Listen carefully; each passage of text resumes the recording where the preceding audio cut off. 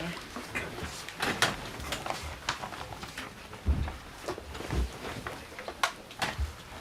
Good evening. We have Serena Williams for you. Who's going to ask the first question?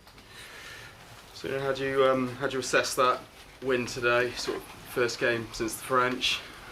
Yeah, I'm glad I won. You know, I think just I have right now I have to have every match count like 10 matches because I haven't had a ton of matches this year. So I learned a lot from that match, and just gonna keep the momentum going. We all want to know, are you going to be playing mixed doubles with Andy Murray? Have you made a decision yet? I'm just gonna see how I feel today and then go from there. When do you think you could make that decision? Next 3 hours in the morning? This is crazy. I don't know. I'm still kind of in the singles mode and trying to figure that part out, and we'll see. I could use extra matches though, so could be something. Serena, of course, it's Independence Day this week in the U.S., but when you're on the tennis court, how would you describe the independence you feel and what it's like to be self-reliant in that situation? That's one thing that I love about tennis is you're basically on your own out there, and you just have to be independent and it's you and your opponent, and you win or you lose. Yeah, so that I love that feeling. Sorry to go back to this, but could you give us a rough percentage of how likely you think it is that you would play Andy? I don't know. If you guys really want it, then maybe I'll do it. It seems like you guys really want it. Yeah? All right, done. Just for you guys. Don't forget. So that is a yes, you're going to do it? If you guys want it. Yeah. I really do. So then just for you then. Not recently, no. Can I ask you, what happened in the second set? Because you were up 5-2, and then you were a little bit in troubles, I think. And then I saw you very excited when you were able to go to match point, like if it was a major success to reach that point. Were you really worried about what was going on? And then what did she tell you at the end when you shook hands? Because she stayed a little bit with you. She must have said something to you. For her, it was the first Wimbledon. For you, many.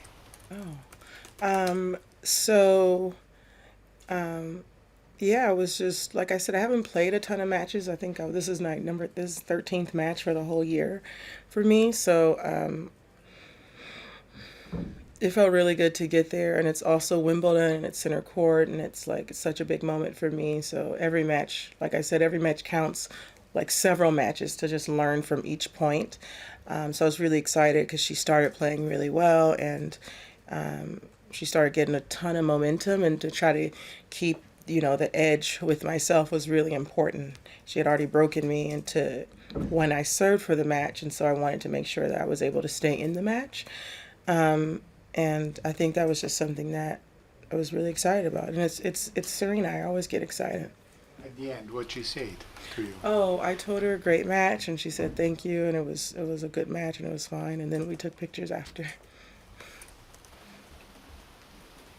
Serena, you hit a couple serves in that second set over 125 miles an hour. You had a couple 119-mile-an-hour aces. You had a love hold. She didn't return, put a ball in play.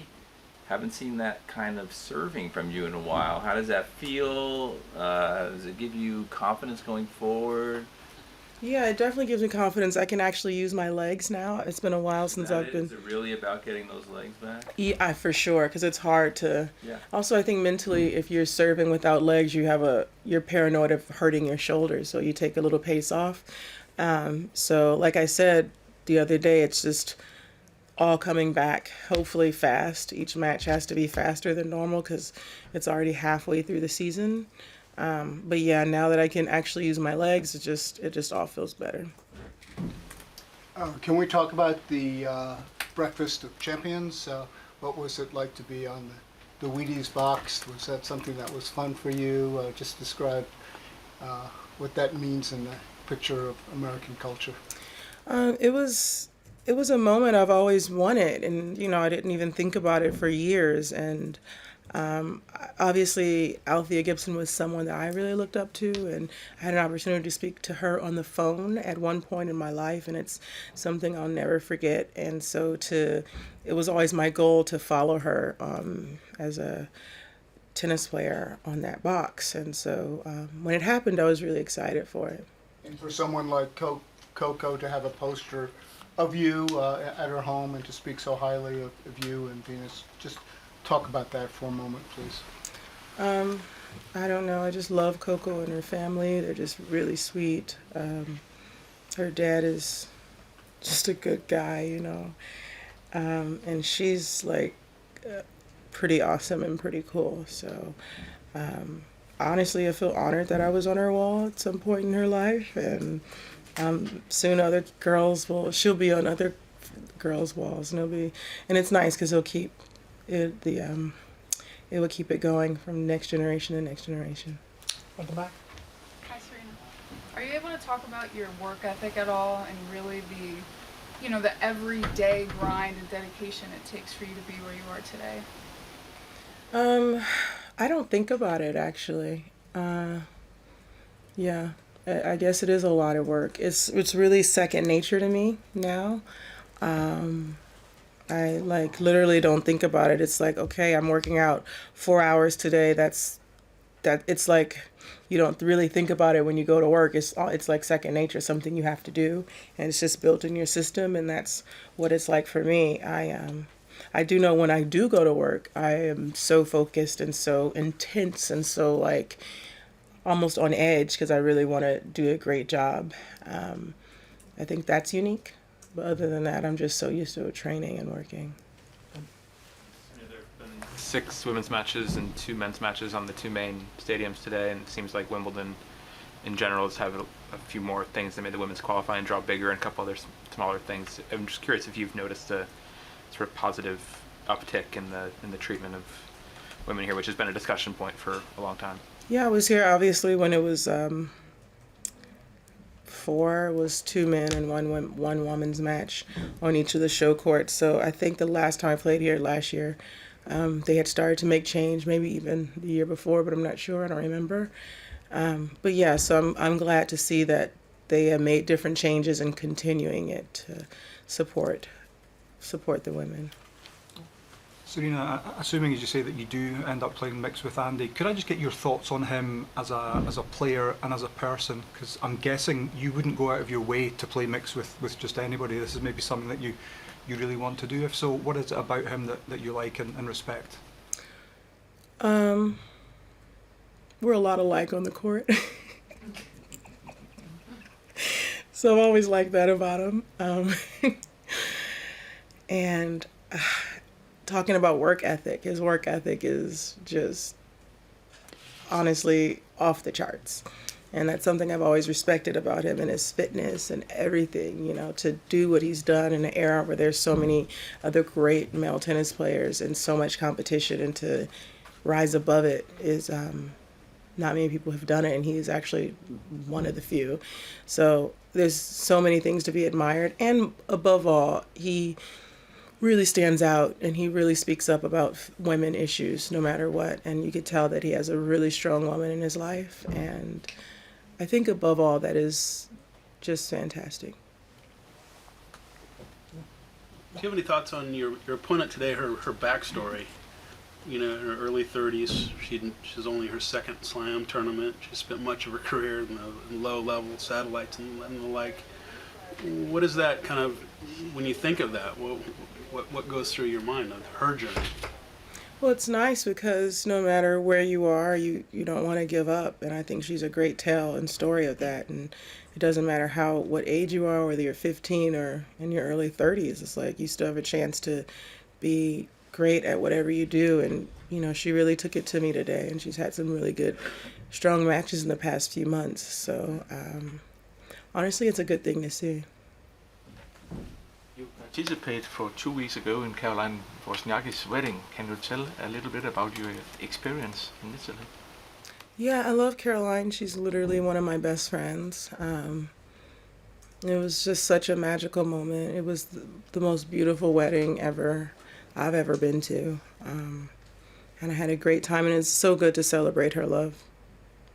You mentioned you needed matches as you recover from the knee.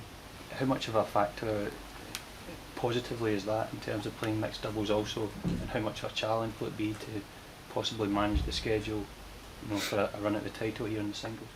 Yeah, you just have to play it by ear. I haven't felt this good in months, almost 5 months. So I know my body really well, and I know my limits. So if something is off, I'll know that it's off. But so far, I literally haven't felt like this since February. Since February. I don't know how September came off my lips. But so it's a really good feeling. Serena, how would you describe the sacrifices you think you've had to make to stay at the level that you've sustained for all these years? Yeah, it's been a tremendous amount of sacrifices, but that's another thing I don't really think about, because I just feel like the reward that I have been afforded and the opportunities that I've had through tennis way overlook those sacrifices that I've had to make. Last 2 questions here and here. Yeah. Serena, we're asking players to reflect on their careers and talk about maybe the best decisions that they have made in their careers, which is a big ask. But if you could just go back and think what comes to mind in terms of the 1 or 2 really formative decisions that You mean like on the court, or like in your career, decisions about turns in your life, or coaching, or major decisions about? I think the biggest decision in my career was when I played Martina Hingis in the 1999 U.S. Open final. I was so nervous at this point. It was, I think, in the tiebreak. I don't know where it was. All I know is she was serving, and I had an opportunity. I had already had so many opportunities, and then I was like, this is it. If I don't land on this one, I'm never going to do it. And I just went for it. And that moment forward, I knew that I just need to go for it. So that was a breakthrough for you? Yeah, that was a huge breakthrough for me. Last question. Sorry, looking fairly far ahead in the season. I'm curious, you haven't played after the U.S. Open in quite a few years now. I'm curious if you're feeling healthy, if that's something you're already resolved not to do this year, if you think that it's just how your sort of schedule ends now, or if it's something you're planning on playing post-U.S. Open again? Well, I would love to play this season in the fall because I've missed basically the whole year.